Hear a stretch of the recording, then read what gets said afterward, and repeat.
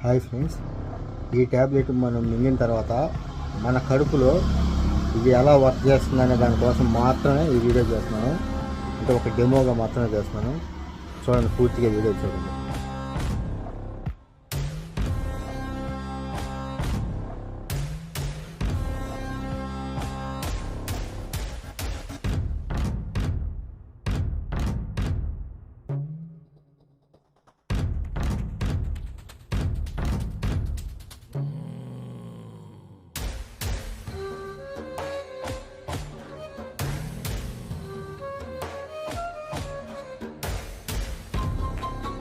ఈ వీడియో కేవలం మన కడుపులోకి వెళ్ళిన తర్వాత ఈ ట్యాబ్లెట్ ఎలా పనిచేస్తుందనే దానికోసం మాత్రమే చేశాను.